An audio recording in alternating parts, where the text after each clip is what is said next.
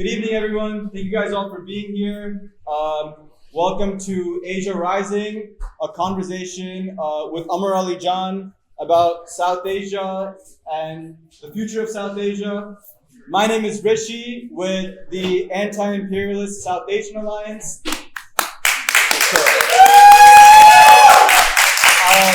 I will be emceeing this event today.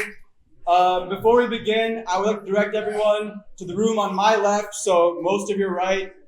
There's chai and samosas there. Additionally, all of the organizations that have co-signed this event are tabling with zines and pamphlets, political education stuff. One of the organizations is called Muhammad's Mission. Muhammad's Mission is a mutual aid fundraiser based out of Philly for 11 families in Gaza.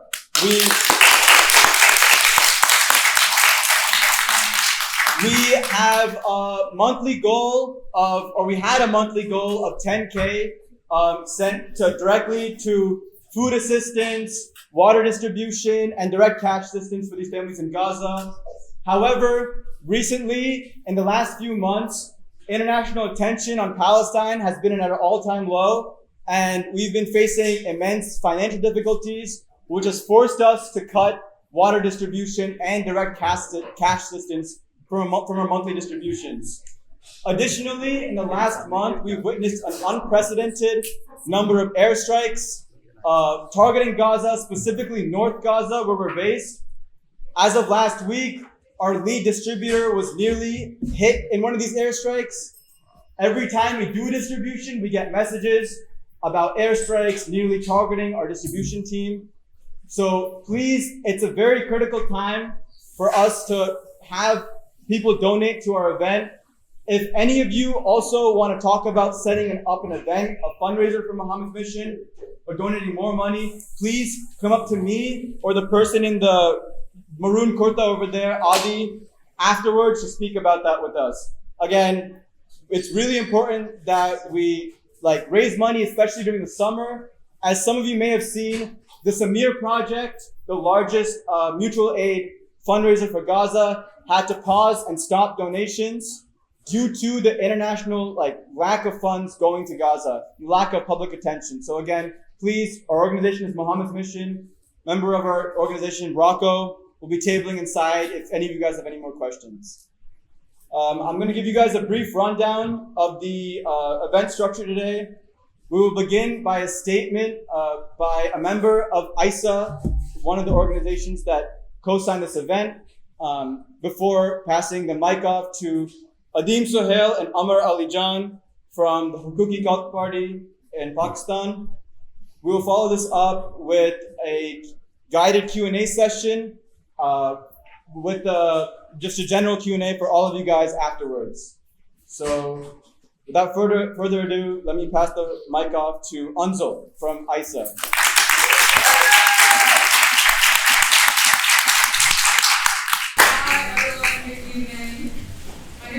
I'm here on behalf of ISA, also known as the Anti-Imperialist South Asian Alliance. We're honored here to host Ammar Ali Jan, council member of Progressive International and founder and general secretary of Haqooq-e-Khalq Party in Pakistan. Since his early work organizing against water contamination and energy deprivation in 2017, Ammar has grown to become one of the most vocal figures in the current era of global class struggle.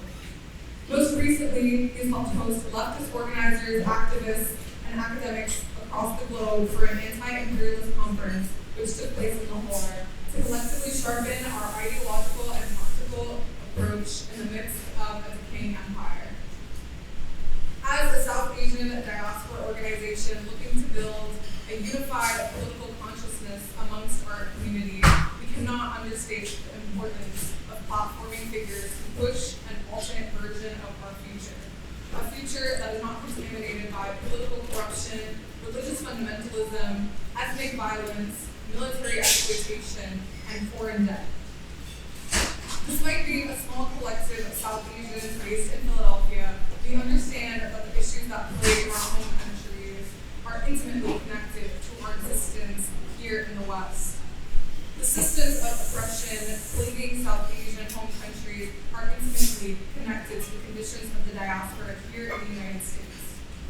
One of the primary examples of this can be seen in the case of exploited workers of the vast Robbinsville Temple, who are represented by the Indian Stone Workers Alliance of America.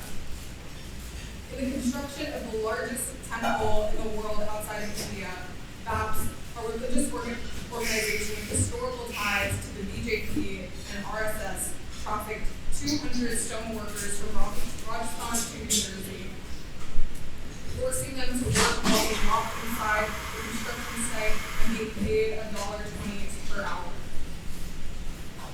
As explained at an event that we co-hosted with the organization last month, these workers are often overlooked members of the South Asian diaspora.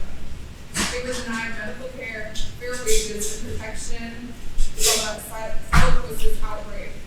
These conditions ended up taking 11 of their lives. Wealthy members of our diaspora community have been so eager to exploit our home countries for the benefit of themselves and for the West. Their success in building structures of power has paradoxically taught us that we on the left can and must do the same.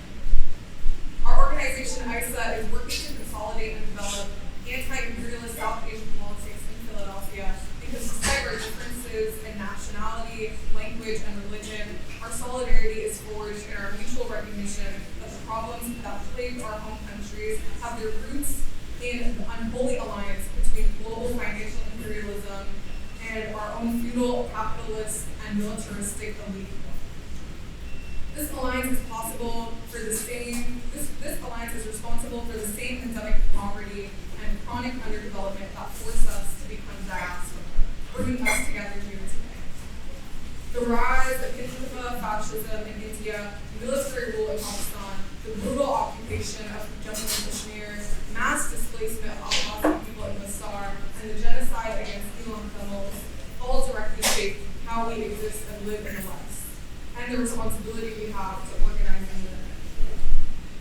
In the last few decades, our region has witnessed the environmental crisis, the crisis of environmental change.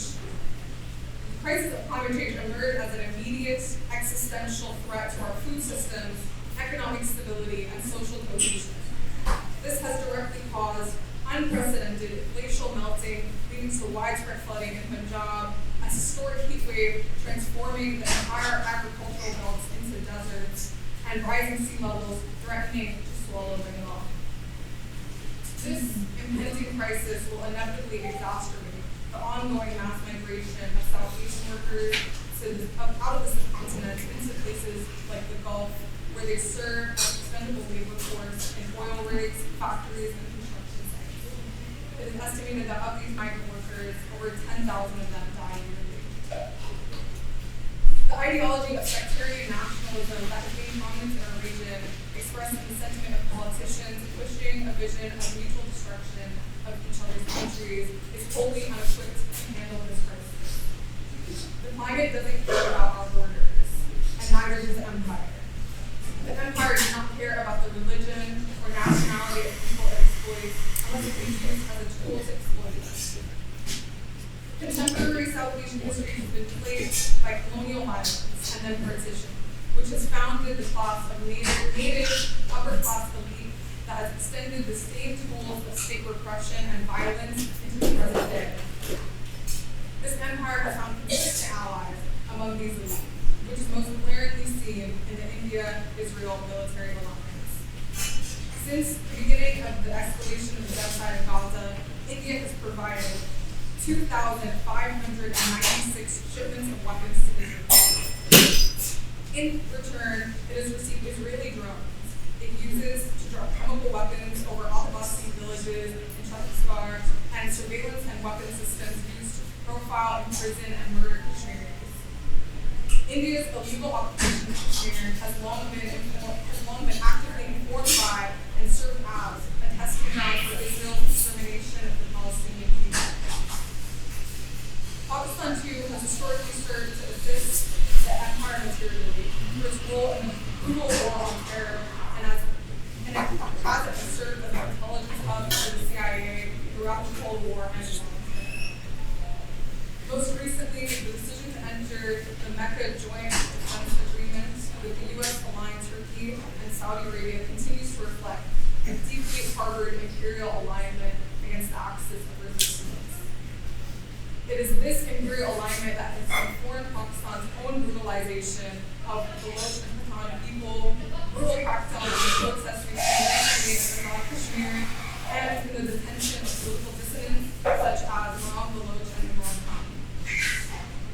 State-sanctioned repression has put the people of South Asia into a chokehold, exacerbating the economic strains and exploitation from Western countries enforced on these nations. While the Western world continues to extract our resources and exploit the labor of our people, native South Asian elite continue to focus on enriching themselves and their own nationalistic projects, leaving their own people unemployed and destitute. At the same time, this exploitation has brought our region into a position of critical importance for the global economy. The global agriculture, mining, garments, manufacturing, construction, IT sectors have increasingly become dependent on South Asia. We produce world-renowned medical, technological, and cultural achievements.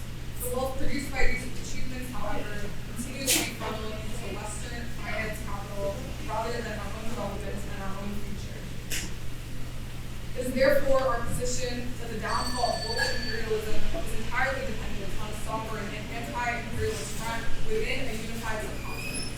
We believe that the building of this front is not just possible, but necessary. Pakistan's critical role in the Iran-US negotiations, this spring are a key example of our expanding role in the global order, one that gives us a glimpse into what this future can look like.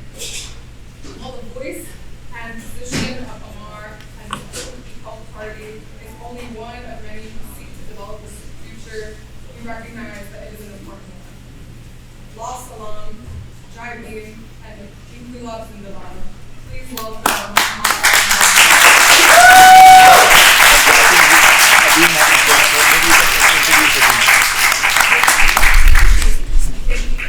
Yeah. Before we give the mic to Ammar, I'm sorry. I'm going to give the mic to Adeem Suhail, another member of the HKP in Pakistan. I'm the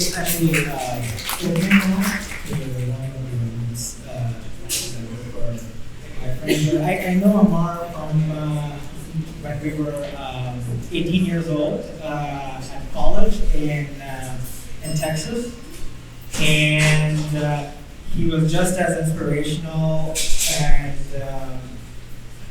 dedicated to, at that time, it was the anti-war movement in imperial adventures in Iraq. We appear to be running in circles. We appear to be going down a spiral, but there's something different this time around.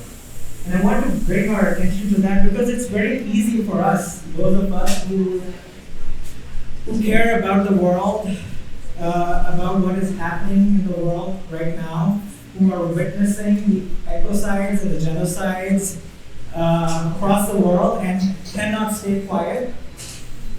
There's something else that has opened up this time around, and I want to bring our attention to that because it's very easy for us to be critical, right? To deconstruct. Right? That is what we're even taught, and I teach too, but that is what we're taught in our colleges, deconstruction, right? Critical race studies, critical critiques of empire. But I want us to take together another step towards reconstruction, right? To build something. And it is absolutely wonderful to see these young folk of ISA, of DSA, of the Philly Palestine Coalition, all of our comrades here in this room. We have Palestinians and Kashmiris and Hindustanis and Pakistanis, Masris. We have Lubnanis, and it is heartening. It is heartening. And it reminds me in many ways, this coming together of our people. It reminds me of something that one of the most important thinkers of the 20th century, a person from our corner of the world, Baba Sahib Ambedkar. In one of his books, he's writing about Buddhism, Buddha and his dharma, right, and his faith. And in that book, Baba Sahib distinguishes between three ways of apprehending the appearance of truth in the world. There is dharma, there is faith, right? And we all operate here with a certain kind of a faith that our humanity and the ways in which it asks us to act in the world will bring change. And that is amazing, and that's something that we share. Baba Sahib also talks about adharma, right? The bad faith, we would call it, right? Bad faith, to which we give the name the scourge of empire. But then he also talks about this third domain of truth, and that is sadharma. And it is a kind of a synthesis, something that comes out of the class struggle between dharma and adharma. And it's a synthesis that speaks of a higher truth.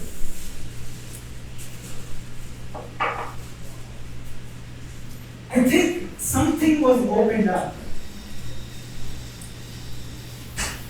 Something was opened up about a pathway through that higher truth by the martyrs of Al-Aqsa on the Al-Aqsa flood.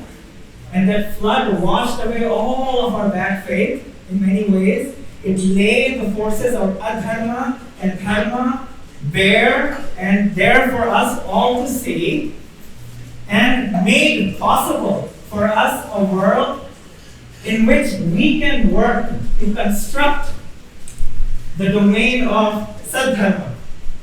Yeah? And that was opened up by the Palestinian struggle as they threw a stick, even with their last breath, the martyrs, at the heartless, faithless drones of empire. And what the Palestinians have opened up for us is the ability to recognize that we, the people of faith, we who had dharma, that we always were on the front lines of this struggle. And that there is no way for us to escape the fact, we are fated in that way. There's no way for us to escape the fact that that battle has come to a head. Our comrades in Iran have thrown the punch. They have shown that the forces of Adharma are weak. Weak because of their hubris. Weak because of their greed. Weak because they have drained this world through ecocide and genocide of all its vitality, and they think that we're weak, but we are already clued into the forces of sadharma. And so, I would ask us to come together in material ways. This is not simply about solidarity. This is not a time of professing adhar. It's not simply a time of professing that we have some kind of an access to a moral purity, that we have access to a history, but it is time to construct a fight against the godless drones of empire. And for that, we need each other. For that, we need the people of Pakistan, Hindustan, Kashmir, Iran, all the way from Indonesia to Palestine. All the people of the world, these are where the struggles for the future of humanity are being waged by real human beings in the world right now. And we need the diaspora, we who have been forced by the accident of fate, to spend our lives here in the imperial core. For that life of often, yes, intense privilege, but also constant humiliation, constant ability to wake up every day and to say that every breath I take Makruz, it's indebted to the martyrs who were fighting for my humanity in Palestine, in Lebanon, in Iran, in Kashmir, in the youth in Hindustan, the people that Ammar leads, the farmers, the workers in Pakistan. And to commit ourselves, here that we are today, we commit ourselves to that sadhana. We commit ourselves that we will give in material ways, not just solidarity, not just some kind of moral purity. I was right about this all along. No, those are the ways of adharma people. We are here together. It brings me a lot of heart, and we can come together and affect each other's movements and bolster each other's movements in real material ways. My comrades, this is the beginning of a historic thing that these young folks have assembled us here today for. Let 1,000 flowers bloom. Thank you so much.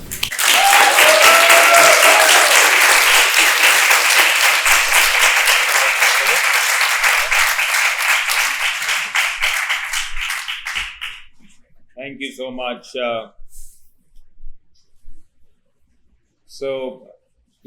I've seen Adeem, as Adeem was mentioning, we've known each other for over 20 years now. And we came to the US as good Pakistani students, wanting to do engineering, wanting to do business, economics. But he was an engineer, he was the smart one. I wanted to go into economics and business, but now he is in doing the engineering of constructing a better new world, and I'm in the business of creating mayhem in Pakistan. So broadly speaking, we're still in the line that we chose for ourselves early on. I also want to recognize that today is Independence Day in Pakistan. So for those of you celebrating, Happy Independence Day. And I want to thank ISA and all the organizations, DSA Philly, Philly Coalition for Palestine, for organizing this event on Independence Day, because there's no better way to talk about independence than to talk about and discuss and interrogate why are we still captive to the forces of imperialism, of capitalism, of sectarianism, of hate. So when we talk about independence, we may be independent from a certain kind of colonial force, which was British colonialism. But as the speaker from ISA was saying, we are still held captive by these forces of hatred, by the forces of oppression, extremism in our part of the world. And it is a very good day to remind us what true freedom could look like. Freedom as not something that's been achieved, but freedom as a project, as an ongoing potential that we have to keep fighting for. And I'm so glad that, Adeem mentioned the places that he did. But before going into my talk, I do want to thank once again Rumi, Aisha Saiba, and all the young volunteers, team members who've made this event possible.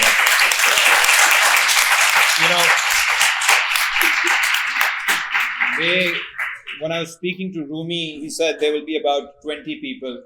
I can count more than 20, which means long live. With 20, 25, I thought there'll be mostly people from South Asia and Pakistan. So I had a very nerdy speech prepared for internal politics of Pakistan. I think that may not work. So we're going to keep it slightly broader. I'll begin with this time when I entered the US, which was about a month ago. And immediately at the airport, at the first inspection, they asked me if I had been to any place this past week, if I had been to any other country. And my lawyer who's here, he told me not to lie. I think lying for revolutionary causes is okay, but you still need to speak to a lawyer. And he said, don't lie. And I told them, yes, I did. It's like, which country? I said, Iran. Next question. Did you attend any funerals over there? I said, there was a funeral happening. Everybody seemed to be attending it, so I guess I was part of the crowd.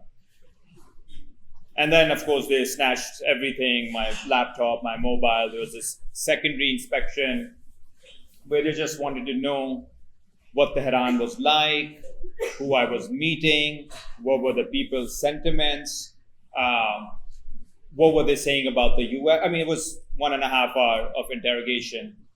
And there I did maybe not tell them everything, just because, maybe their emotional state wasn't ready to hear what people were actually saying about the empire in Tehran. But what that experience reminded me was that it is incredible that we live in that region, which is South Asia, West Asia. Iran is our neighbor, has been our neighbor. Geography doesn't change. And yet, for anyone in Pakistan or the region to consider going to a neighboring country, it's not just a question of finances or logistics. It's also a question of how this will be perceived by the emotional state of some white security guard in the US. The fact that our decisions, when we're making a decision, the perception of people living thousands of miles away would be a decisive factor.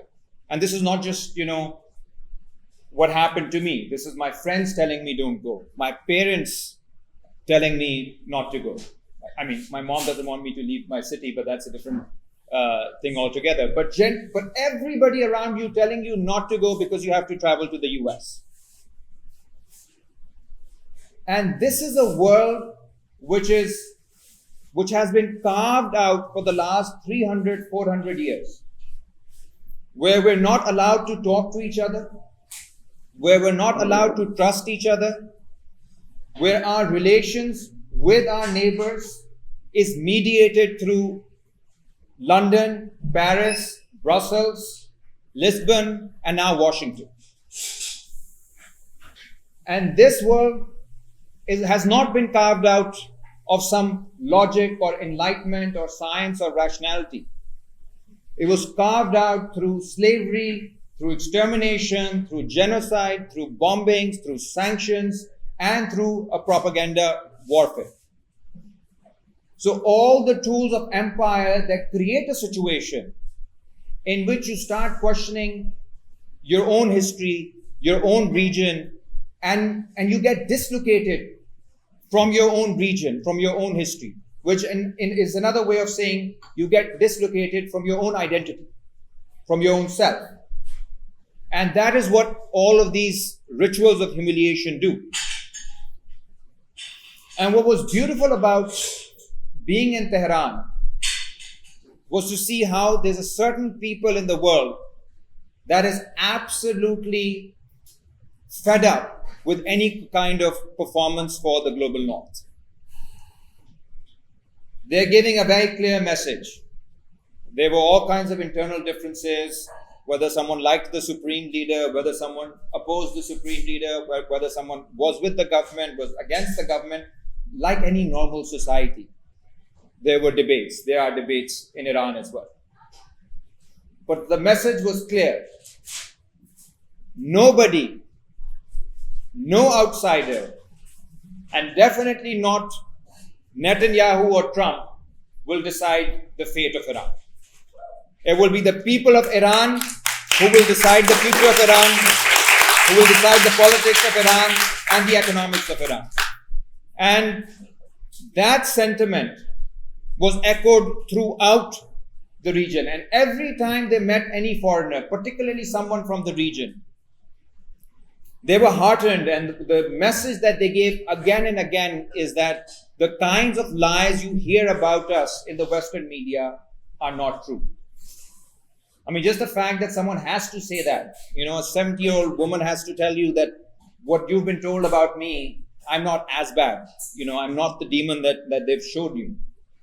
It just shows you the kind of dehumanization that has happened in our world and in the Western media. Regardless of anybody's position on the government in Iran, and I have a particular position, others can have another position. There's something historic that is happening, that's unfolding in front of our eyes. And that goes back to this longer history of the last 300, 400 years, where a very weird, unjust, unnatural world was created, in which the entire world was controlled through 3 or 4 capitals. This was unprecedented even in the history of empires. You had regional empires, you had big regional empires, but you never quite had what you had after the 17th and 18th centuries, which is 3-4 cities where you have, governments or some individuals in certain departments that control entire continents. The result, of course, we were talking about Bengal earlier. You have in British India, Bengal, which some of you I'm sure are familiar with, a province where the opening chapter of colonial history was a forced man-made famine that killed about 10 million people. This is the 18th century. It happens again in Madras. It happens again in Bengal in the 1940s during the Second World War. And again, the great liberator of the West, Winston Churchill, was involved. And what happened is that there was an entire systematic enforcement of quotas of grain that was taken away for military purposes in Bengal. While they were trying to liberate Europe, England killed at least 3 million people in Bengal. And these figures, 3 million is a massive number. It's a massive number. But in the larger history of humanity, of global history as we call it, written by Western historians, these don't even make it to footnotes. So we have the reduction of the vast majority of humanity to the footnote of history. And what has happened over the last 100 years is this slow becoming of this footnote into the main character of the story. And this is a very difficult process. This is a process with all kinds of threats, because the moment power gets threatened, you have the counter-revolutionary machine unleashed, which includes economic siege, military siege, bombardment, regime change, propaganda, all of that, all of these tools. And we've seen since the Second World War, the period of decolonization, empire did not simply sit back and accept the fact that black and brown people could finally determine their own future. They built a new counter-revolutionary machine, which was even more monopolized than the colonial era. In the colonial era, you had 4 capitals that were important. Since 1945, we've had 1 capital that's controlling the world, Washington, D.C. This is, again, an unprecedented monopolization of power. And, the amount of counter-revolutionary imperialist interventions by the US, it's almost, cartoonishly villain. If there was kind of a honest history of the second part of the 20th century, the American ruling elites would appear almost like an exaggerated, cartoonish villain in a cartoon. Because starting with 1945, you have the rehabilitation of Nazis in Europe, Operation Gladio, the rigging of elections in Italy. You have the rehabilitation of the fascists in Japan. You have the rehabilitation of the nationalists in China. You have the complete destruction of Korea. You know, when in America people hear about North Korea, it's DPRK, people laugh because, you know, the image that's given is that of a completely weird, again, cartoonish country. But it's not very funny if one also realizes that the siege that they're in was created after the murder of 4 million North Koreans who were killed by US bombardment, including chemical weapons that were used against the Korean Forces of Liberation. The same is true for Vietnam. The same is true for Cambodia, for Laos, Congo, where you had a national liberation struggle come to power only for the CIA to overthrow Patrice Lumumba and then allowing that country to fall into a brutal civil war. Same thing happened in Chile, Argentina, Brazil, and not to mention Indonesia. Again, one of those dark chapters of the 20th century that very few people talk about. You might have heard of that book, Jakarta Method. A left-wing nationalist government was in power when the CIA, along with the Australian government, perpetrated a coup that led to the death of at least 1 million communists. And the sanctions over the last 55 years have killed about 38 million people in the global south. 38 million people. And a friend of mine works on it, Jason Hickel, who's done some excellent research on this issue. So this is the level of dehumanization against any project of liberation that we see in the global south. What's interesting about this moment is that for the first time, the empire is finding it hard to impose its will on a region. This is what is new. When they wanted to destroy Afghanistan, they destroyed Afghanistan. They destroyed Iraq. They destroyed Libya. They destroyed Syria. They destroyed Yemen. But despite the destruction of all these regions, you now have forces within West Asia that are saying absolutely not, that are creating an absolute barrier to the entry of imperialist forces. In 2003, the Iraqi army melted away in less than a month. Today, it's been almost 5 to 6 months since the Iran war began.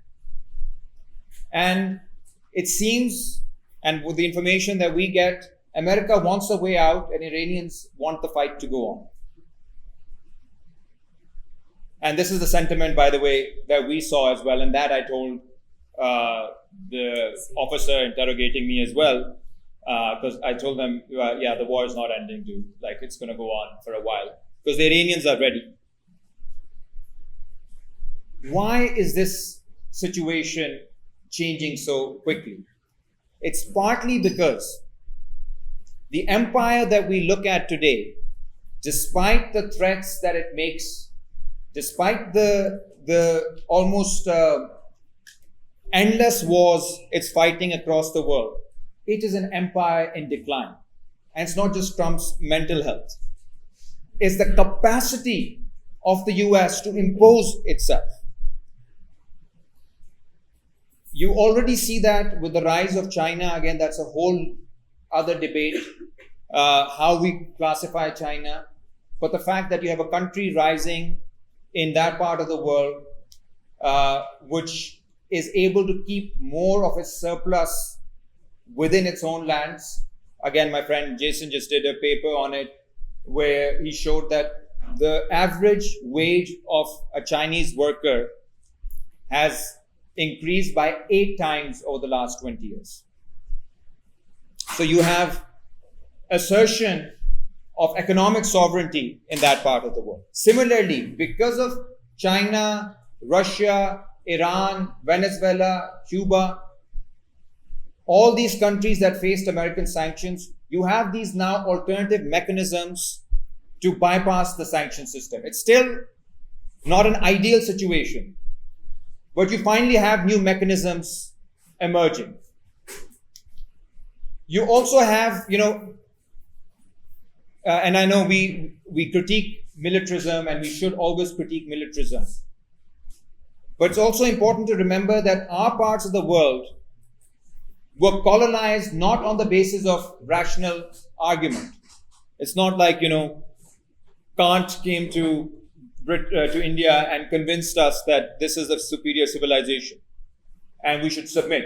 The surrender, the submission took place due to the military might of the European powers. For the first time in about 400 years, we have increasing parity between the military strength of Western and non-Western militaries. Objectively, that's a good thing. Subjectively, I'll come to the subjective part of it in a second, but why is it objectively a good thing? Because in West Asia, the primary communication of resistance against empire is not just protests. There's not as much value of protesting against Trump in Tehran as compared to the value of showing that the military bases, the 700 military bases of the US around the world and the dozens of military bases in West Asia are vulnerable to Iranian missiles. That is what decolonization looks like in practice. It is unfortunate. It is not exactly what we would want decolonization to look like. We would rather would like it to be peaceful. But when a people are on the verge of annihilation, when they can see that what Washington wants for their land is to turn them into wastelands like they did to Iraq and Libya and other countries, they know that the language of violence has to be spoken. And other countries couldn't do that, not because they did not want to. I was in Venezuela earlier this year, and the Venezuelans, if you ask anyone, they really wanted to punch back. It's just that they did not have the capacity. They all felt extremely humiliated. They all felt this was a brazen violation of their sovereignty. But they could not react because they did not have the military capacity. And this is, again, one of those bitter pills that in our part of the world we see very easily, that of course if you don't have that capacity, you will be decimated by the West. But within Western leftist circles, it's at times a harder argument to make because the experience is slightly different. Okay, coming back to my beautiful country, Pakistan, back to our Independence Day. Pakistan is part of this larger story of the post-war world. Very early on, Pakistan signed 2 defense pacts with the US, SEATO and CENTO. And this was a time when the US was creating an entire global architecture of military dictatorships. And this is in CIA documents from the early 1950s. They decided for the Muslim world and later for large part of the world, it is not ideal to be speaking to Democrats, to politicians, to even bureaucrats. The best people to develop relationships with are the generals. And this happened in Philippines, in Indonesia, in Brazil, in Argentina, in Venezuela, in Pakistan, and in many other parts of the world. So Pakistan became part of this larger story, again as a footnote. Whenever there was a war in the region, whenever they needed a counter-revolutionary a proxy in the region, whenever they felt that communism was threatening the region, they would use Pakistan. Most famously, many of you would have heard about the Afghan Jihad in the 1980s, which was a completely CIA-funded project backed by the Pakistani state. It was led by good folks like Ammar Ali Jan and others who were on the side of freedom and democracy at that time. And that was a punishment to Afghans because they had seen a socialist revolution. They had a woman as the vice president in the 1980s. They were modernizing their education system, their health system, and the punishment was that the country was absolutely decimated. Later, after 9/11, when the same people became villains after that history boomeranged in New York, then Pakistan became the frontline state against the jihad. First for the jihad, then against the jihad. And that led to a lot of death and destruction, not only for Afghanistan, but also for Pakistan. We lost about 70,000 civilians in the war on terror. And again, this is not something that's even mourned in the international press, that Pakistan, actually the people of Pakistan, were victims of this war. When we were growing up in Pakistan, we were growing in the midst of this war on terror, in the midst of suicide bombings and military operations and displacements and drone strikes. Pakistan became the laboratory for testing drone strikes. And it wasn't just Bush who was doing it. It was also Obama who was doing it. So, in fact, Obama escalated the use of drone strikes in Pakistan and Yemen. So that became the larger trajectory of Pakistan in the region. And it developed a particular military-led elite that became addicted to wars and to rent-seeking. The economy got skewed. If you were able to get quick dollars from Washington for dirty wars in the region, you didn't need to industrialize, you didn't need to modernize your agriculture, you didn't need to give people jobs. All you could do is use that money for speculation, and that was sufficient, at least for the elites. Over time, Pakistan also fell into a debt trap. The IMF was apparently helping us, but really, in reality, it was facilitating the luxurious lifestyles of our elites. Just to give you one statistic, the UNDP report came out recently that suggested that the annual subsidies being given by the Pakistani state to the Pakistani elites amount to $17.4 billion, which this month another report came out, because this report was from 2020. This month's report says it's gone up to $25 billion a year.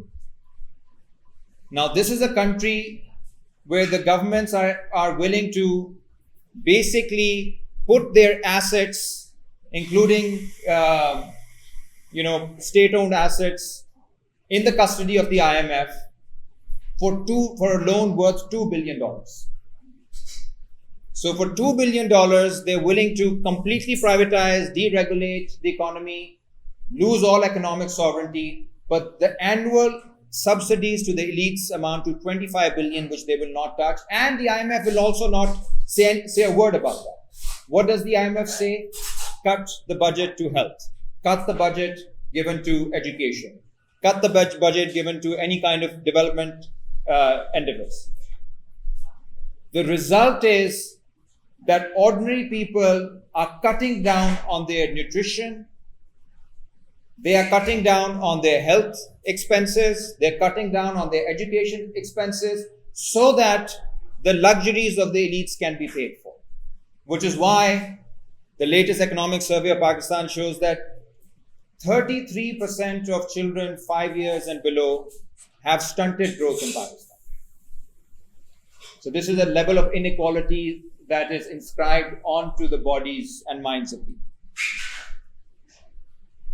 About 42% people live in poverty, and more than 80 million people live in a precarious condition where their monthly consumption equals to $30. So the entire month, a child is consuming something worth $30. That's why, of course, we have stunted growth. That means they're at least skipping one meal. Of course, not going to school. 25 million kids are out of school. This is the kind of economy that we're looking at. And the only way to manage dissent is through brutalization, through repression of dissent. And there's a story I like telling, because when I went back to Pakistan to teach, it's an example of the militarization that's happened in every sphere of our life, including campuses. Someone from our brave forces met me and said, what you're teaching, everything's fine, your degree is fine, your reports from the students are fine, the faculty is not complaining about you. I was like, oh, that's fantastic, Colonel, then why are we meeting? He said, well, the only issue is that you discuss politics in your classroom. And that's not okay, that's not allowed. I said, I didn't know that. He said, you should know that, you're a professor, you're educated, how do you not know that? I said, well, the only issue is that I am a professor of political science. So if you can give me a way to teach political science without discussing politics, first, I will nominate you for the Nobel Prize, because it seems like a very difficult thing to do. And second, I'll just let you do it, because I seriously cannot do it. And of course, they let me go. So now I don't have a job. But it's because I no longer have that constraint that I can do actual education, which is political education, like we're doing right now, which I think is more concrete form of public education. But that is the level of control and control of dissent that's happening. And around us, we saw a lot of our comrades who were picked up, who went missing. We have student leaders from the student march that happened in 2019. Raza is here, and he would also tell you that his comrades were picked up from their homes. This is 2019, 2020. We have Sarah and Hashim, who reported on a lot of abducted people and a lot of missing persons cases in Pakistan. We have people who worked on those who've been displaced by military operations. Now, there's a lot of details that one can go into, but the basic point is that because the ruling elites are unable to fulfill the needs of ordinary people, the only relationship that develops over time between the state and the citizenship is one of violence, one of repression. And that relationship is escalated by our ruling elites' embrace of Washington, of IMF, of deregulation, of neoliberalism, of militarization. So this is the link, this is the ruling bloc that we have to fight against and resist. Finally, on South Asia, in terms of regionalism, there are these interesting objective situations happening, but we have a broader South Asia that we have to talk about. Because this is an entire region under stress, it's indebted, it's militarized, it's captive to forces of hatred. And there is a certain kind of differentiation, a nuance that is, in my opinion, important. Which is that in the short period, in the short term, we will require some kind of a military balance in the region. Over the last few years, our friends in India, the ruling elites over there, not our friends, but metaphoric friends, they've embraced the American empire in a way that's incredibly toxic. they were able to secure some very key defense pacts with the US as a counterweight to China in the region. They were also able to, as the comrade was saying, they were able to develop very close ties to Israel. So when we say Hindutva Zionist project, that's not just a metaphorical thing, that's a very concrete reality.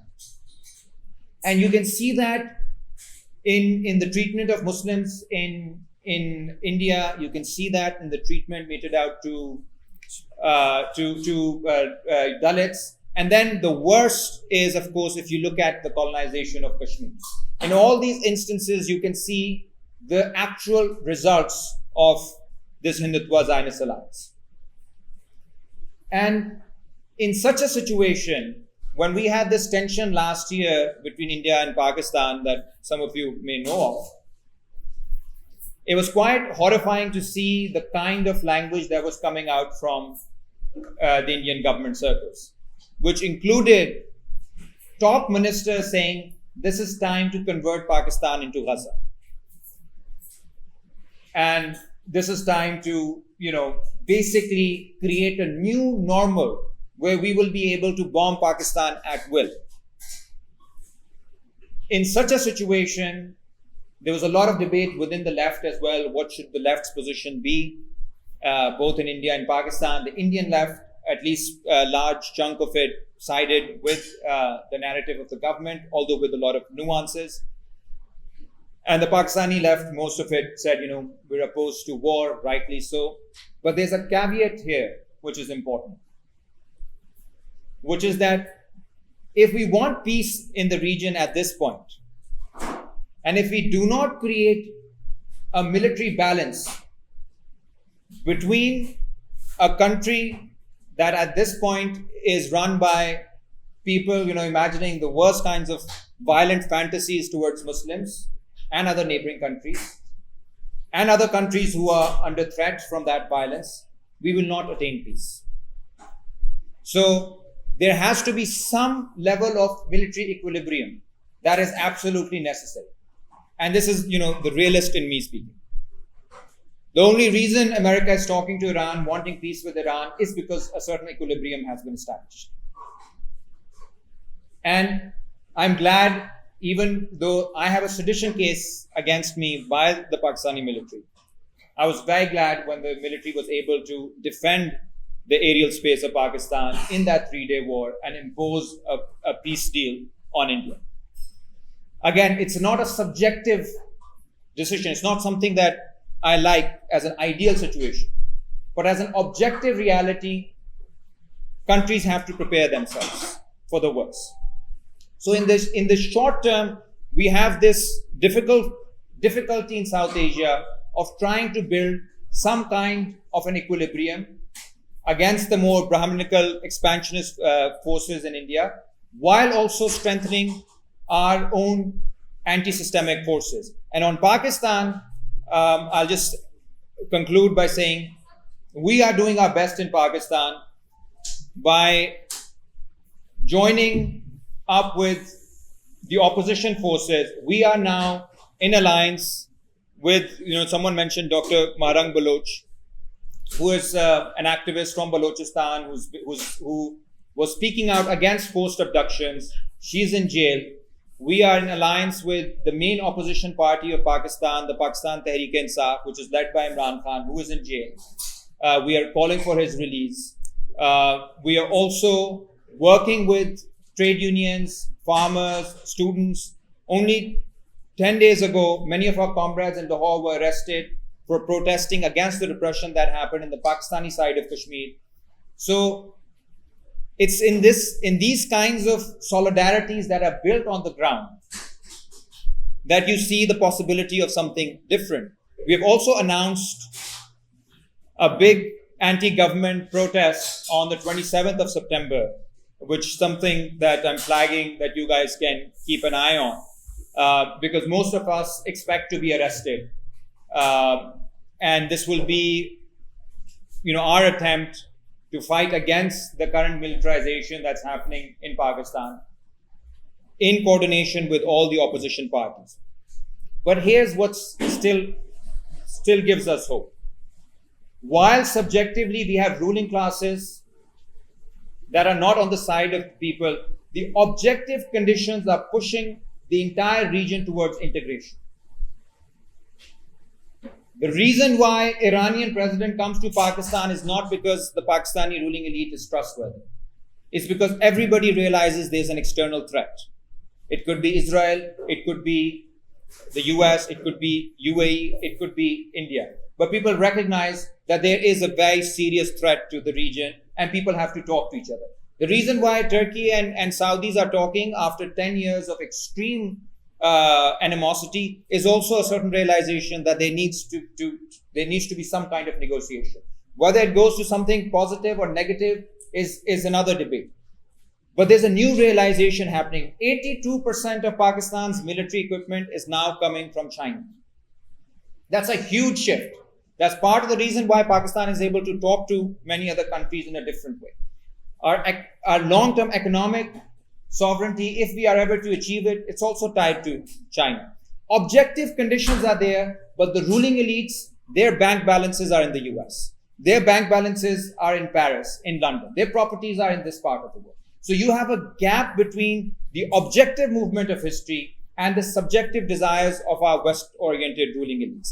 And our task has to be to narrow this gap between the objective and the subjective, to hold the potential of the objective and to build a subjective force premised upon the workers, the farmers, the students, the women, the ethnic minorities, and the religious minorities of Pakistan, and build an alternative that can not only fight the forces of hatred in our part, but also finally overcome the 400 years of humiliation that our region has suffered from. And I see, despite all the fatalism and nihilism in the mainstream media, I see that that world is very much possible and within our grasp. Thank you so much.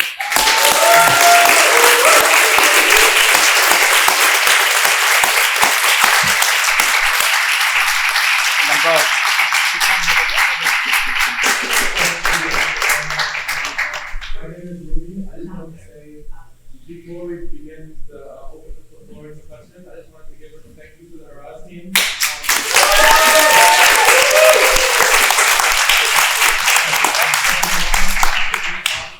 Mohammed and Angelina, and the owners to who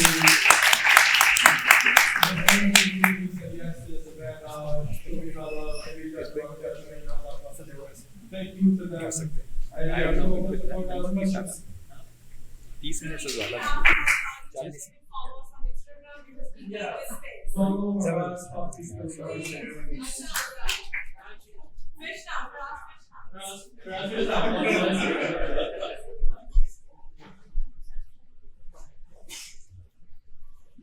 Hi everyone. My name is Adi. I'm also from ISA, the Anti-Imperialist South Asian Alliance.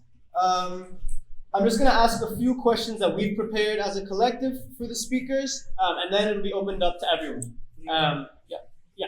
And I know, Ammar, you mentioned that you want to keep it a bit general. Unfortunately, some of my questions might be a bit more specific. Maybe that's a student in me, but I think, it's good to sort of get into the weeds, maybe, or however you feel most comfortable. So my first question is for Ammar. In your lecture for the People's Academy, and one of your most famous pieces for Progressive International, you talk a lot about memory and the purpose and the power of historical memory as sort of a counter-hegemonic force, right? That if we can remember what the past looked like and the struggles that ground our history, we can imagine a world forward, right? And sort of combat this nihilism that you talk about a lot.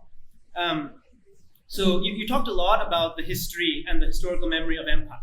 Right. I sort of have a question in the opposite direction, which is in the context of South Asia, right? What are the struggles, the historical moments, the revolutionary movements that ground our memory and sort of give you the inspiration outside of the present moment, right? That because of our history, there is a world we can attain. What are those moments? What are those movements? And what in our South Asian history grounds you? Thank you for that question.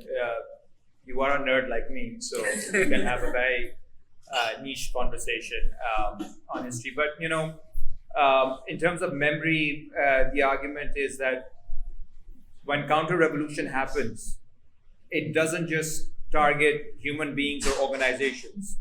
It also wipes out our memory. Memory not only of what things were, but what things could have been.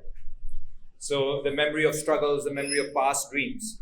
And that is all done in order to contain our dreams, our aims, our ambitions within a narrow circle. So it's about containment. It's a strategy of containment so that our what we deem possible and impossible is not decided by our own experience or our rationality, but it is decided by those in power who are kind of giving us this memory. And in that sense, in a moment of complete forgetfulness, remembering becomes a revolutionary act. Right? So to remember those struggles for an alternative world. And in South Asian history, I mean, other than remembering, the history of those massacres, and there's so many of them. Western civilization cannot really be fully understood by just looking at the movements within the West. It's really, the creativity really becomes what's the polite word? Like gruesome when they go to the colonies. So, the process of conquering India, even though what happened after the War of Independence in 1857-58, it was incredible. Like hanging people from trees, tying them in front of cannons, that entire history. This is 1858. This is when John Stuart Mill is also writing about liberty and all in Britain, but this is what's happening in India. And I think one can mention many, any people's movement, the incredible farmers' movements, particularly of the 1940s.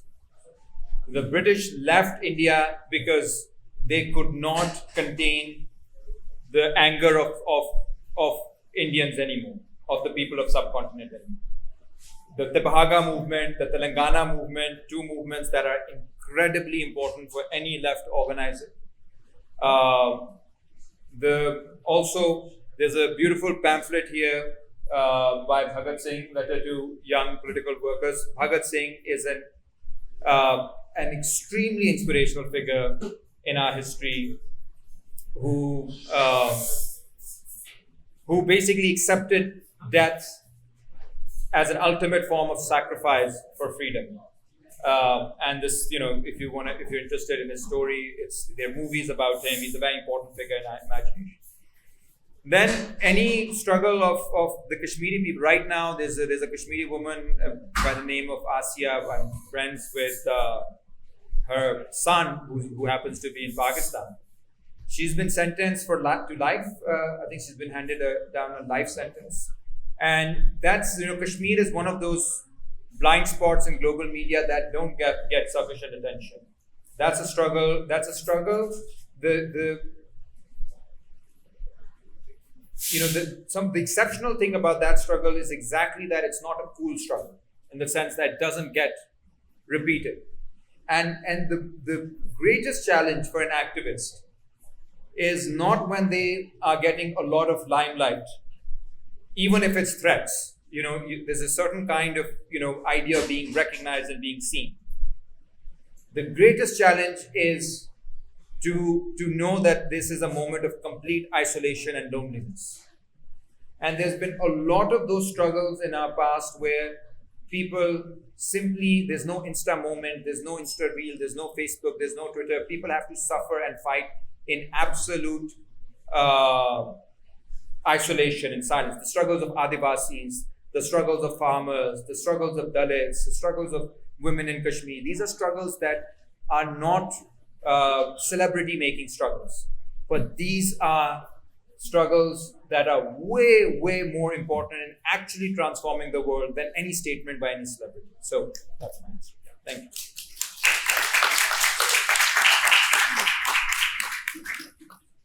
Thank you for that. Yeah, it's exactly, I think, what's important to hear, just about what movements around the world that aren't seen, which I feel like is especially true in the context of South Asia, which I think is a region that's generally ignored in the context of revolutionary history. My next question is for Adeem. So I recently watched your and Comrade Ammar's conversation on Millennials Are Killing Capitalism about Pakistan's role in this specific historic moment. And a quote of yours during this really struck me, where you said quite poignantly that the diaspora, always by necessity, has a temporal disjuncture from developments on the ground, which structurally limits both our analytical and organizational potential. So within this context and our physical distance from the conditions facing the South Asian community back home, what do you see as the purpose of a South Asian anti-imperialist left within the diaspora? What is the necessity of this work, and what role can it play in the global war against empire waged every day by our people back home? Thank you for that question. I think it's maybe मुझे लग रहा है खड़े होके ही शायद बोल दो खड़े होके ही बोल दो शायद yeah you can maybe stand no, because he did a very good job of standing. I like it. It's up to you.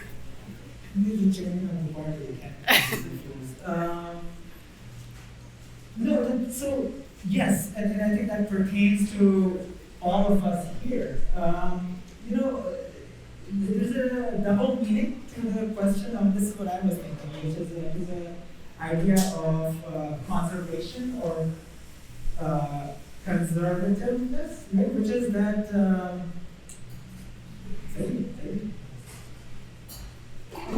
that the diaspora, by its very nature, is always conservative.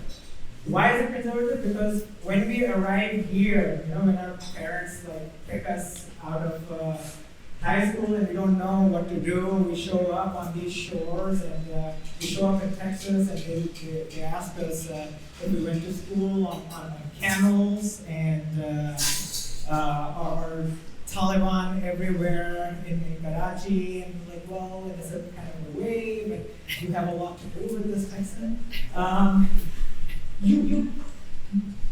There's a sense in which we hold on to what we remember of the homeland, right? Of where we came from. And so while life continues in the homeland, in where we came from,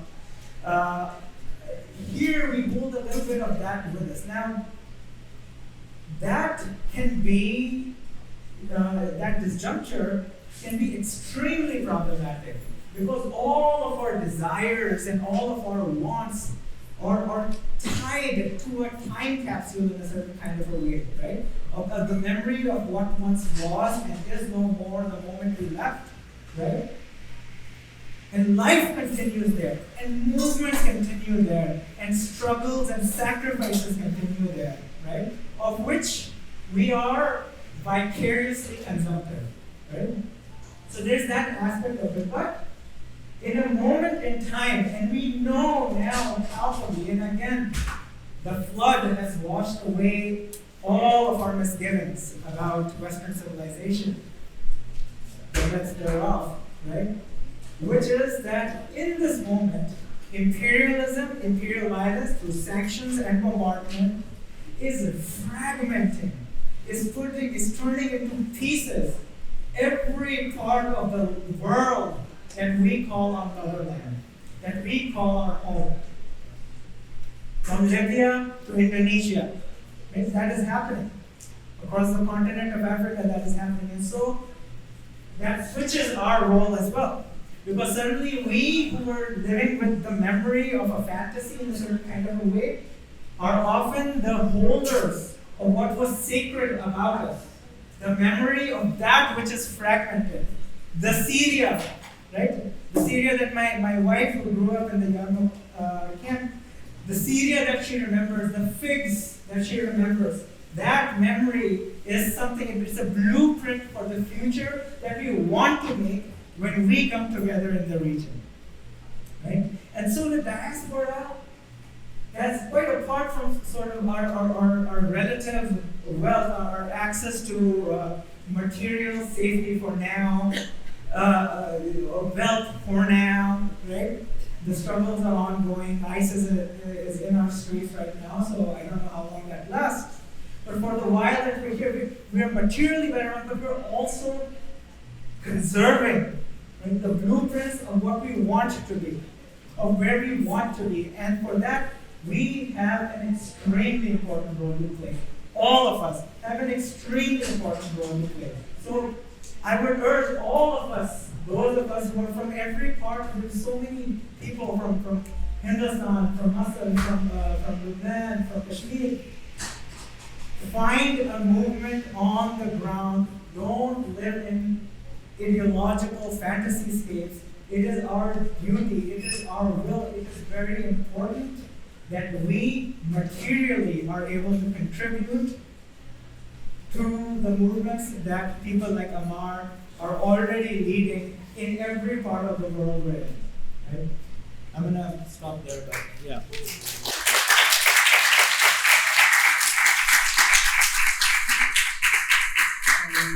Okay, I'll do one more question for both of you, and then if there's more time, I have a few more, but I want to make sure that we give at least an hour for everyone, because I could do this for a while. And this one is a bit more technical, but I promise this will be the only theory question, and then it'll be opened up to everyone.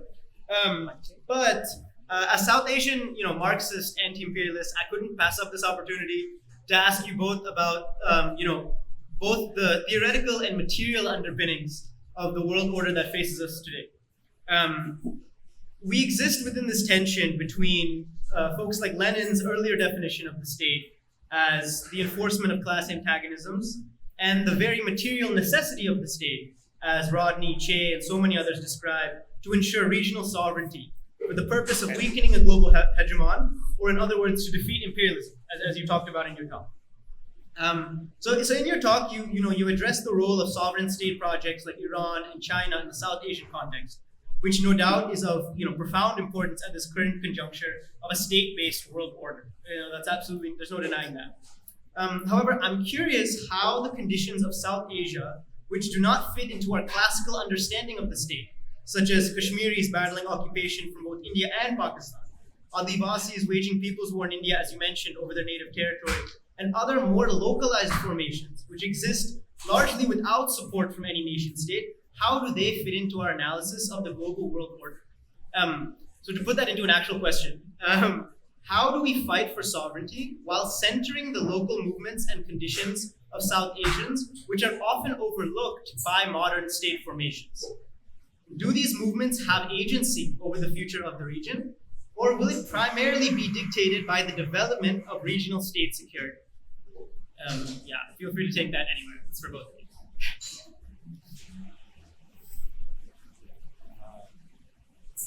you. Yeah. Just wants me to be unpopular now, defending. So in terms of, I think this is a question of scale. It really is important for political thinkers to differentiate at what level of abstraction they are analyzing something.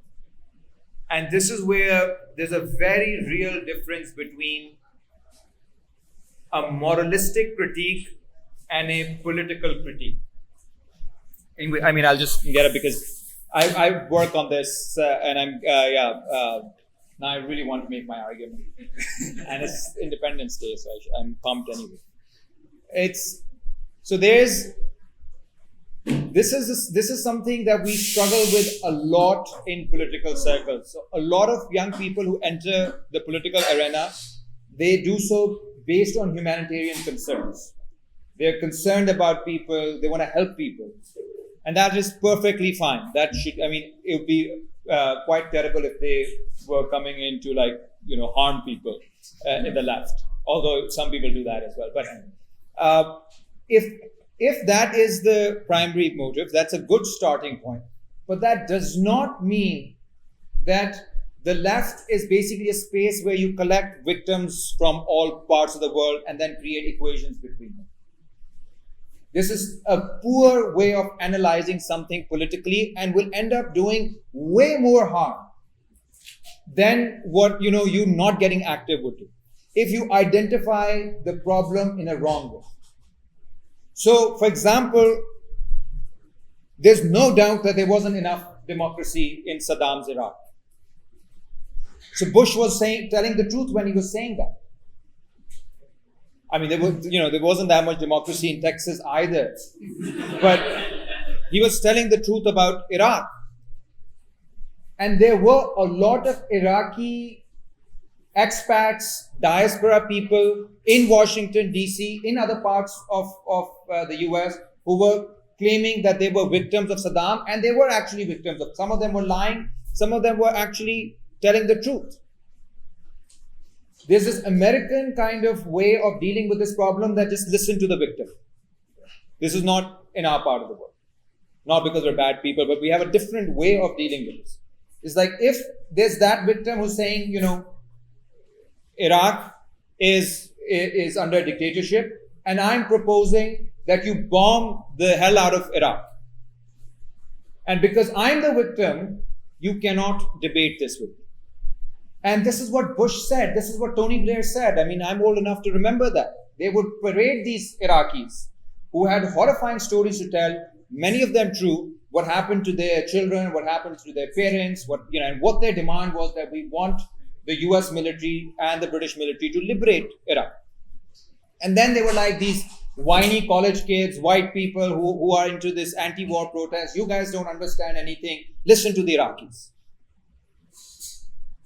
If we have no tool other than just listening to people from that region, and people who those in power are choosing to platform, then you will end up in the kind of disaster that the Iraq war turned out to be. Same is true with Libya. Same is true with Syria. Same is true with Yemen. Same is true with so many other countries.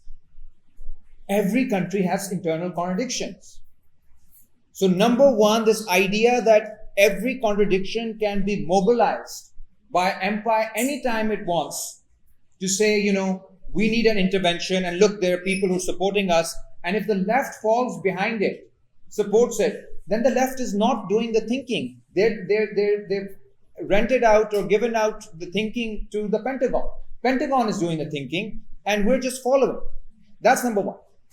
And also, like India, when the British came in India, there were a lot of divisions in India. They were right to say, well, we're here to, save this person or that group from that aggression. There were all kinds of violations of what we today would consider human rights in 18th century. Does that mean the British should have intervened? So, those things have to be clarified, number one. Do not let our internal contradictions be resolved within the framework created by empire. That's number one. Number two is, also, we cannot equate every struggle. All struggles are important.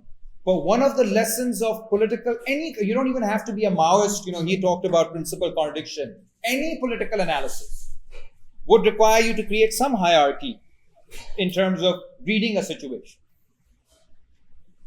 Of course, I cannot say that Iran is completely free. No country is completely free. I could meet a group in Iran who could simply say, this is an awful government. And that, you would expect that in any country.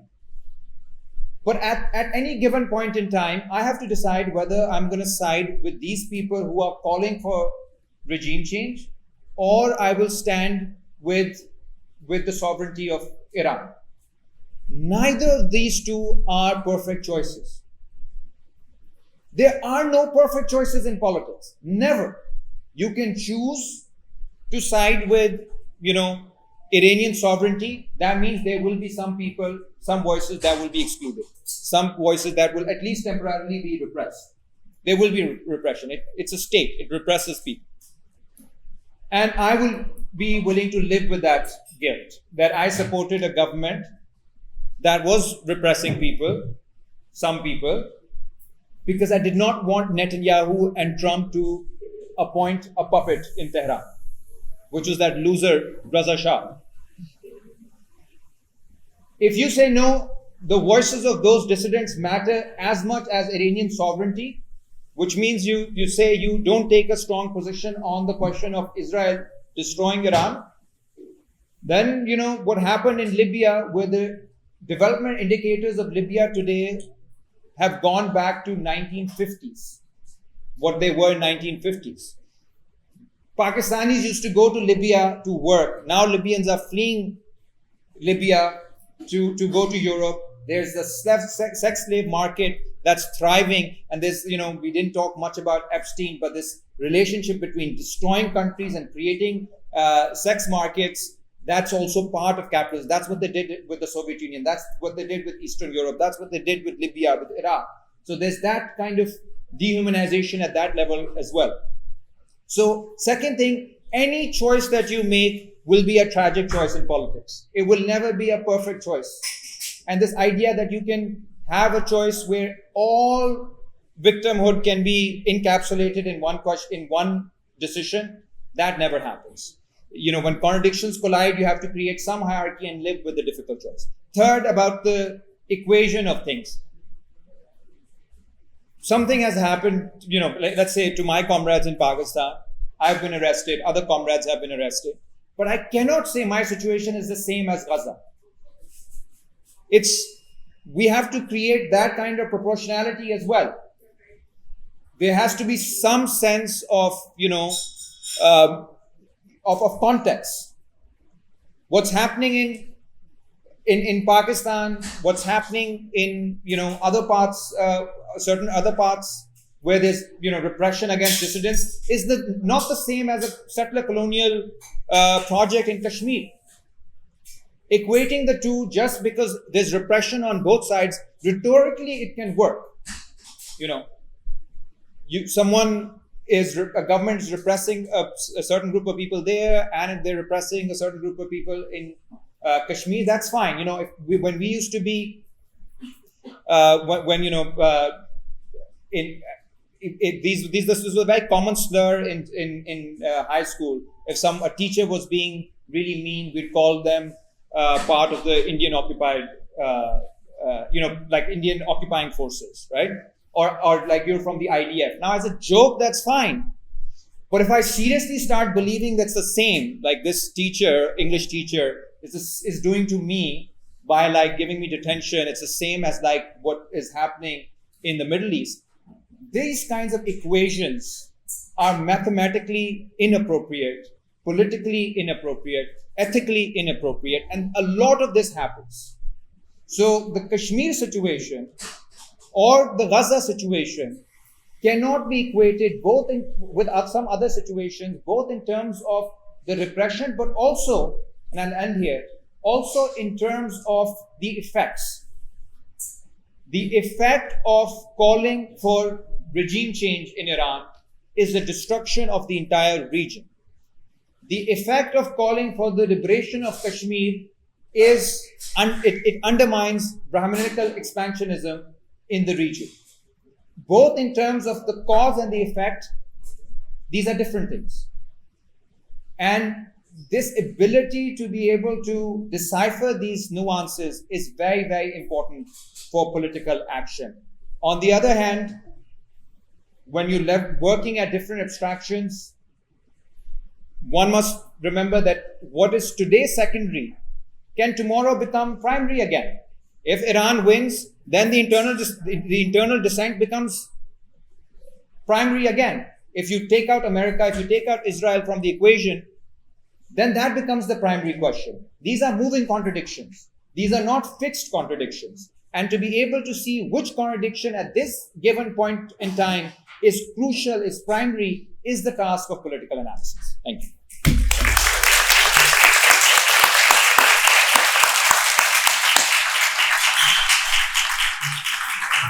I have nothing to add. I feel the same way. One thing I would also say that,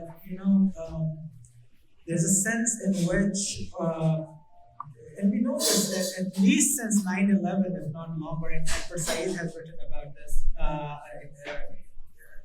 consuming Islam and covering Islam, I think. Which is that there's a dominant counter-revolutionary discourse that does one of the things that it does, and this Frank Kinson writes about this. This was this monstrous colonial officer who participated in immense pain and suffering in Malaysia, in Kenya, and then Ireland. And he writes about this, which is that how do we find a way that they know that the young people here in the imperial core too, that they have their humanity intact. They have not been ideologically saturated by the bullshit of empire. And so one of the strategies of counter-revolution is how do we make them stop at a moral individual choice, right? How do we stop their political action there?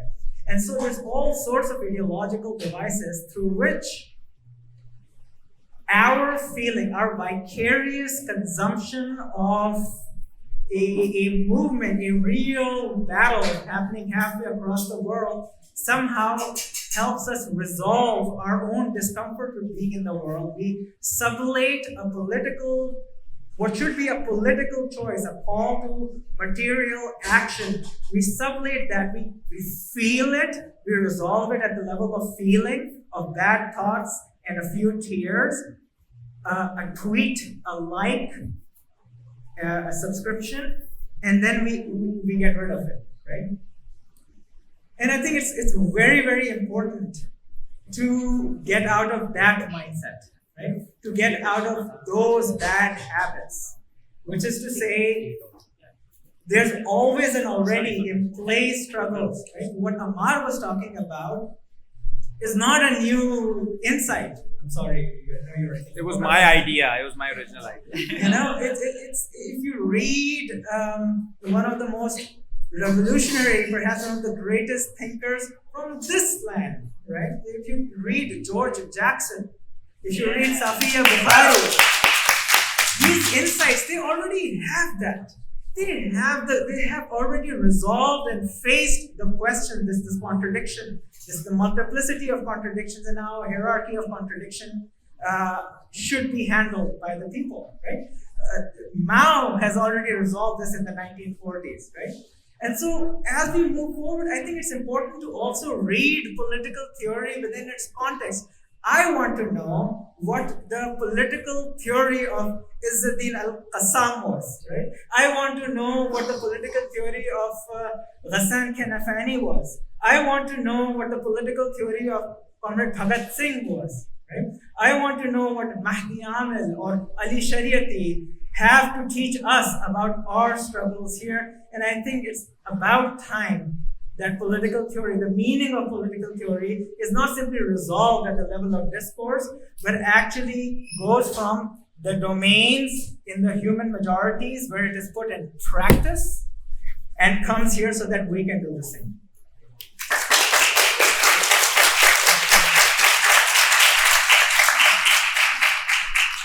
Okay, that's enough out of me.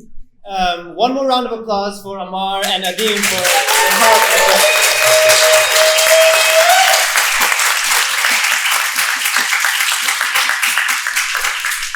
I'm going to pass the mic off to Purnima, who will be fielding questions. But at the request of the speakers, so the way this is going to be structured, because it's already 8, which is my bad, is that we're going to field 3 questions at a time. And then both of the speakers will sort of work on responses to all of them at once, just so we can get, I'm sure a lot of people have a lot of different questions and things to say. So we're going to field 3 questions at a time. If you have a question, please raise your hand. Purnima will come give you the mic.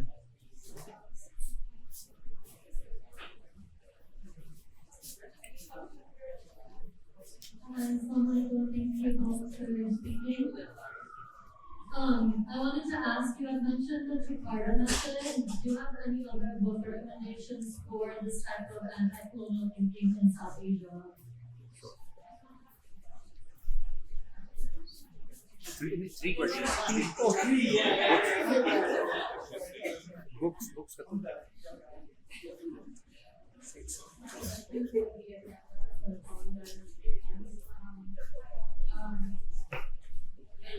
Sorry. In the past couple of years, we've seen like movements in Sri Lanka, Nepal, and most of India. And although there have been some wins, like Christina and the resignation of the education minister in India, there resulted in real structural change. Bangladesh is switched to BNP, and I don't want to debate Marxists in this room, but the people in power now are, on paper more right wing than the past administration. Considering all of this, what lessons can we learn from this movement?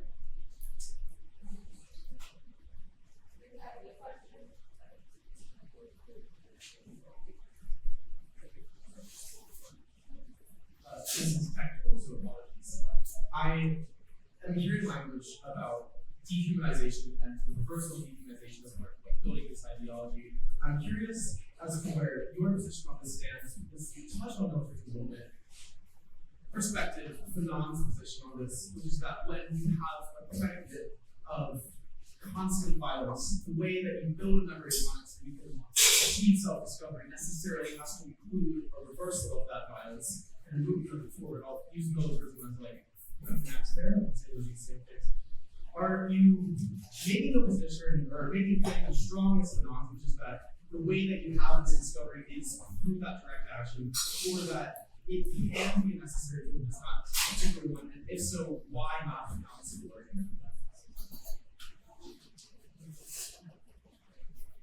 मैं बोल देता हूँ जल्दी वाला और Fanon वाला.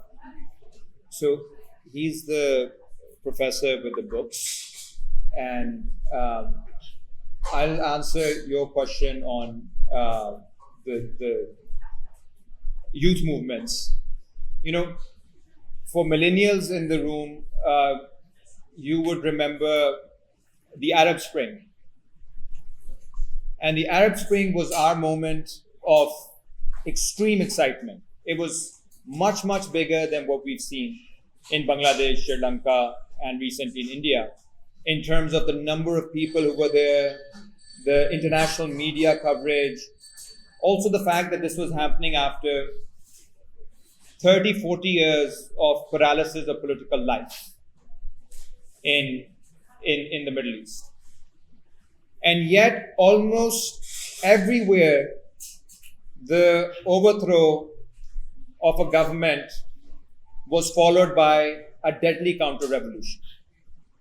In fact, it very quickly, now I don't believe the conspiracy theory that this was all planned by the imperialists, but it got very quickly articulated within the logic of imperial power and was used not to spread democracy, but to turn the region into a wasteland. So the destruction of Syria, Libya, Yemen, Gaza, the dictatorships in Egypt, Tunisia, all of this was part of the counter-revolutionary response to the potential of the Arab Spring. And I hope that doesn't happen in the same way in South Asia, or recently Kenya and Nigeria have also seen those movements. The key question for us is not that people will revolt or not. This is an entire generation in waiting. There's not enough jobs. There's not enough chances of social mobility.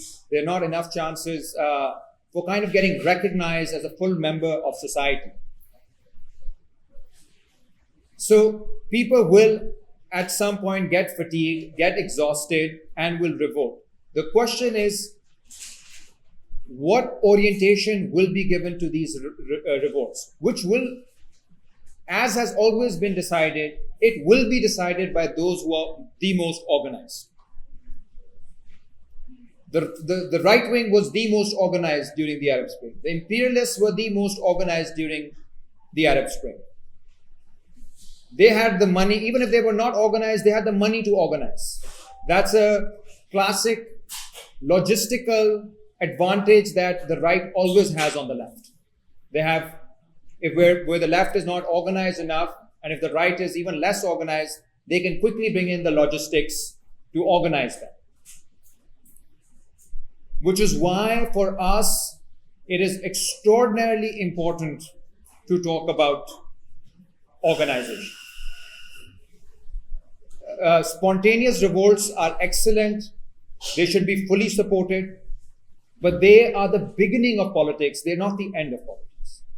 They can totally go in any direction, including a very destructive direction, which almost makes the pre-protest situation look like a picnic. The Libya of Gaddafi, by all standards imaginable, was better than the Libya that we have today. By all standards imaginable. But young people had real grievances with Gaddafi. But the way the movement was quickly hijacked, it became something else. We've seen that happen in Pakistan as well. Number of movements where the Zionists got involved, Indians got involved, Americans got involved. You kind of immediately can tell that there's a different agenda here. If the left remains weak, then that weak it will be this the success of the counter revolution will be the symptom of our weakness, which is why we must organize. And in terms of violence, the way the counter-revolutionary machine is structured, even if we take out the question of recognition, which maybe Adeem can talk about, but the way it is structured, whether the violence happens or not is secondary to the fact that the movement must be prepared for the absolute worst coming from the reactionaries. Because you just look at just a very casual look at the history of the 20th century, which is supposedly the better century because of, you have the UN and you have all of these liberal order and rule-based system. The level of violence and brutality and then lies to cover it up are so extraordinary. Like if we were in Indonesia in 1964-65, the comrade in Indonesia, Aditya was his name, he met Mao a few weeks before the massacre. And Mao advised him to take up arms because he thought that America is preparing for the counter-revolution. And the Indonesian comrade said, you don't understand our situation. We're not coming from a civil war. We have a national united project. We have democracy. We now have 17% of the vote. It's the democratic process that will bring us to power. Within weeks, 1 million Indonesians, leftists were massacred, including the General Secretary himself. And if you could go back in time, and Jakarta method kind of traces this history. If we could meet those people, of course we tell them to be prepared for the worst. And we are back in time. They're still planning. It's still the same time. And the fact that they've not unleashed crazy amounts of violence on the streets of the US, which they have in some ways, but not as much as they can, considering the barbarity of the ruling classes here, is because they're not as threatened as yet. Wherever they're threatened, they destroy those countries. That's what they've done in Gaza. It's basically, they feel threatened by the resilience of those people, and they've tested it to the extreme possible you can imagine. So in that sense, one must prepare within the legal ambit, but one must also be prepared for the worst, however you want to interpret it. For our part of the world, we cannot take a completely peaceful position as long as empire exists, at least in terms of states. No leftist state or even anti-imperialist state can ever rely on the goodwill of the American establishment. Unfortunately, for now, it cannot rely on the power of the American left either. Otherwise, Maduro would not have been in New York right now in a jail.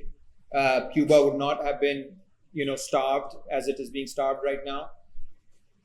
And if a country can prevent that by economic power, but also through military power, we say all power to that country.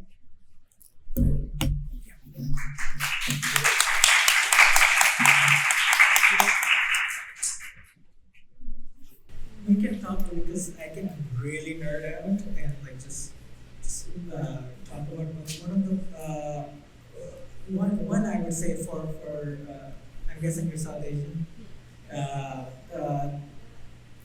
Prabhat and Patnaik. Yeah, Imperialist. Their book on imperialism is just absolutely spectacular. And I think you referenced it in your talk as well. It's Prabhat and Patnaik. they're all over YouTube also. They're brilliant. But also Samir Amin's work is absolutely amazing to understand the shape of the world we're living in. To our friend's question over there, on the question of violence, I think this was again a part of what Ammar was already saying, which is that these decisions are subject to conjunctural analysis, what we would call, right? And so there's a time to fight, and there's a time to build. And Gramsci would talk about this too: war of position and war of maneuver. And I think there's amazing work on this coming out of the Filipino Communist Party. There's a lot of work being done here. I would urge you to read a comrade from Indiana, Too Black. They write by the name of Too Black. And they write with the Black Alliance for Peace. Shout out to them, they're absolutely brilliant. And so I think that question cannot be answered, and I think that's a part of the tradition in which Ammar and I also think, right?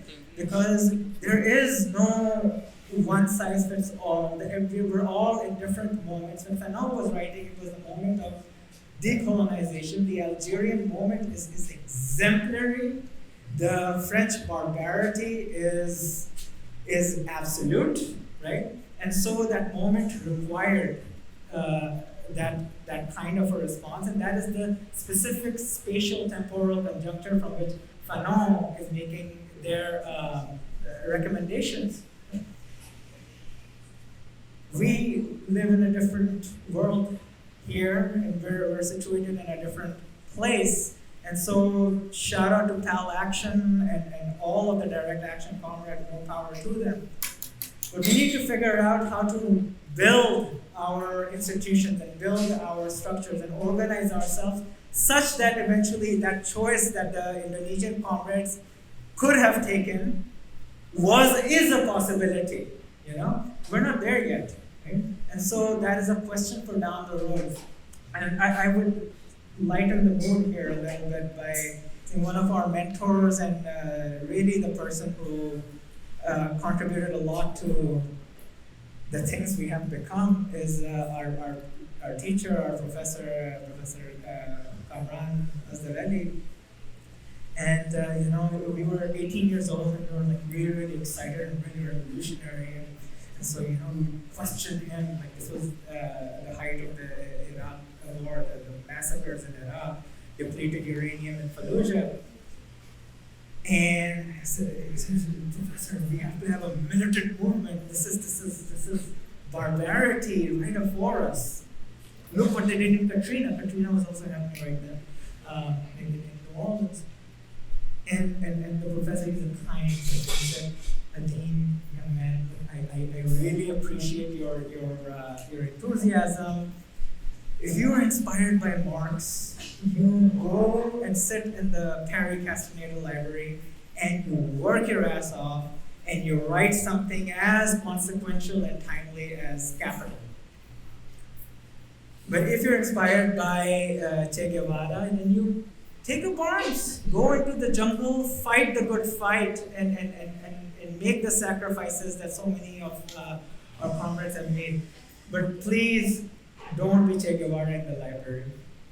And so again, that's a lesson in conjunctural analysis that our professor was trying to give to us. So, but thank you for that question.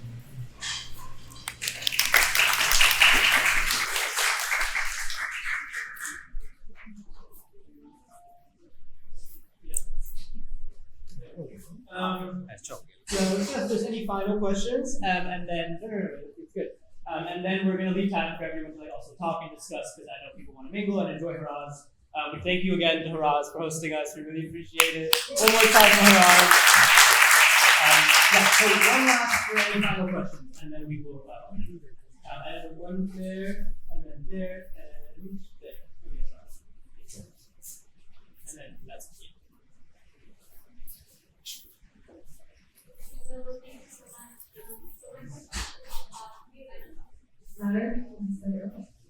With these the term right and left, and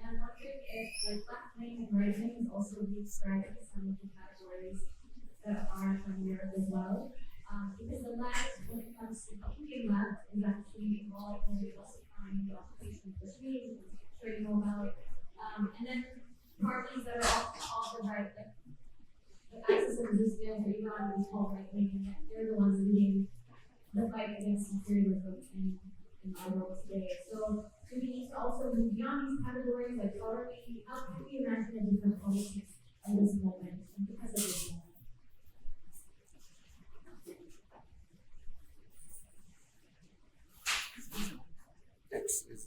Left to right, best now. Assalamualaikum. Speak to the women's role that you see in your experience in Pakistan, like Aurat-Azadi movement and imperialism.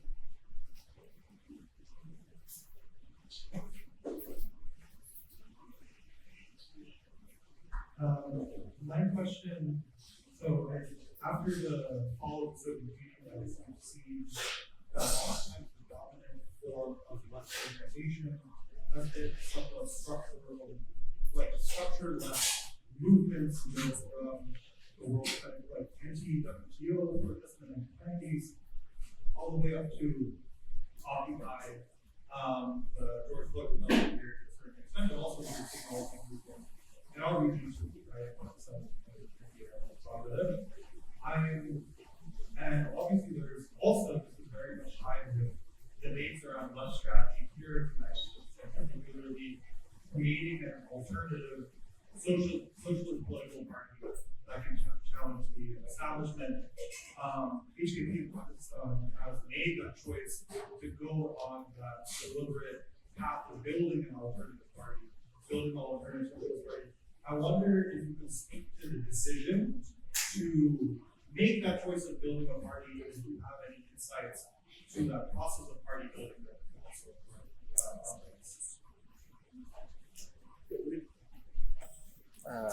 Thank you. To begin with the question on women's liberation in Pakistan. So, well, we can talk about a lot of instances of incredible organizing that is done, but just on the question of women's liberation, and you already mentioned Aurat Azadi March, there's also the Aurat March, and for those of you who don't know, this was a movement led by mostly urban women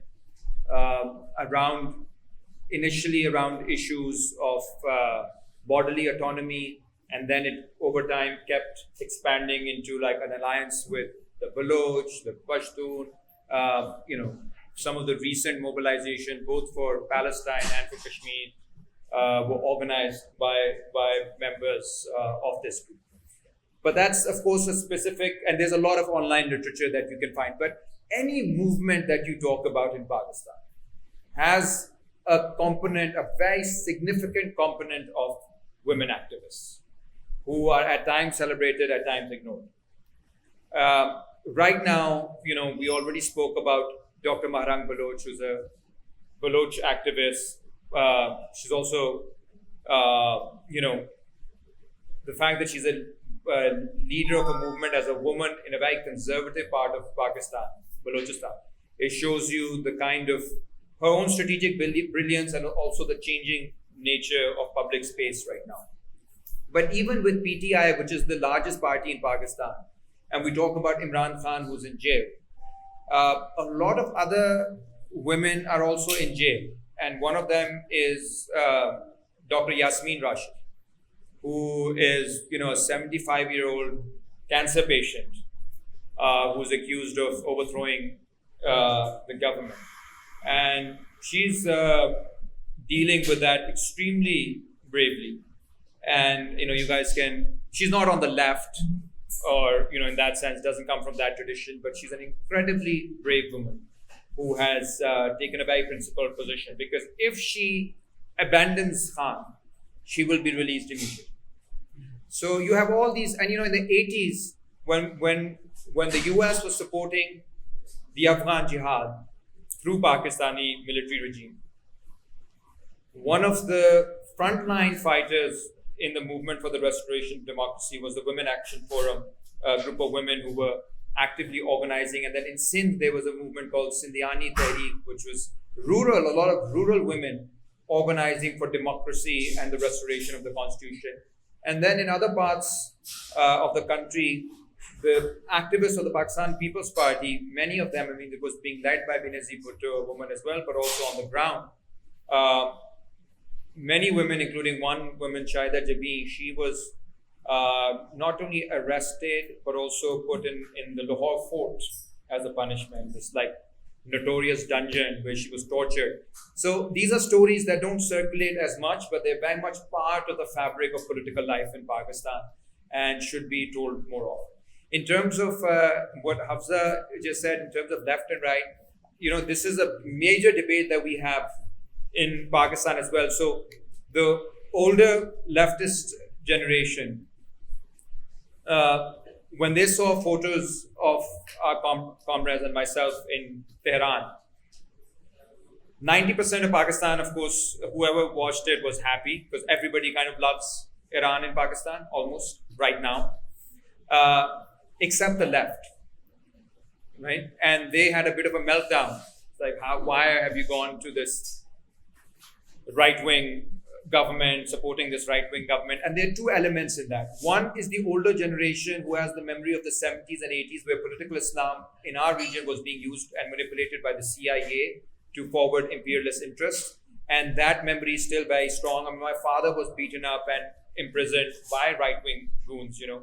And so he just cannot bring himself to support anything to do with, religious inclined politics. So one understands where that scar is coming from, and it's very hard to change Pakistani uncles, as you know, right? So I don't even debate that. But there's another group of younger leftists who are trained in the West, who look at their own reality from the Western lens, which is the bigger scandal, where we have to push back, which is that they are reading the situation of our region based on the rights discourses that they have learned in the West.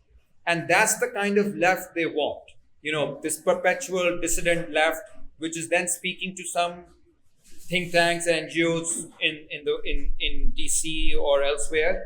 And this is a very well-funded, well-financed, well-promoted, platformed group of individuals who call themselves the left.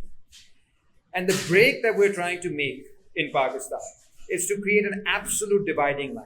That at this particular moment, anybody who is not clear on Gaza, they can, take an oath on Das Kapital, but we will not accept them as our comrades. Or they can, talk about anything they want, but if you're neutral in the destruction of like Iran, if you're neutral on the destruction of Kashmir, if you're neutral on West Asia in general, I have nothing in common with you. We fundamentally diverge. On the other hand, there are people I've met who, come from a religious lineage, and I found, as compared to this older NGO crowd of the left, who I find very suffocating. They all are also very close to the embassy circles and the English-speaking circles. It's a very, I've grown up in that circle, so I kind of know how lousy that whole scene is. But there's this other crowd that says, we were part of the axis of resistance. They live in Pakistan, they've trained elsewhere, can't give too many details, but it's so easy to talk to them. I can immediately tell they're my people. So we have to think about, we can still have our ideological differences, philosophical differences, and we should have them. Our comrades in Iran who are with the government, they don't agree with our ideology, and that's fine. We can still talk, because fundamentally, my comrade is someone who's on the front line with me.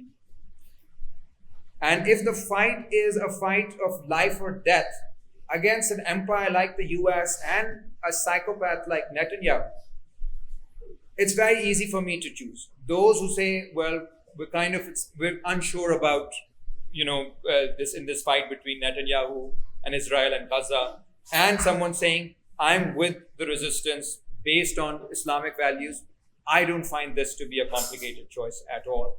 And I think there's a lot of political correctness in the left.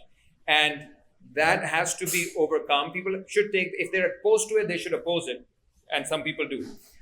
But I mean, to be living through the worst period of genocides and ecocide and kind of destruction of entire societies, to be able to say 50 years from now that, well, you know, I took a middle ground at that point.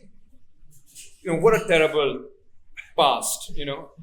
And this is something that has to be clarified. Where we take a stand at this point, you cannot be neutral. You have to take a stand and live with the consequences. And that's, I think that's been my position. And finally, about party organizing. You know, again, it's a decision that has to be made.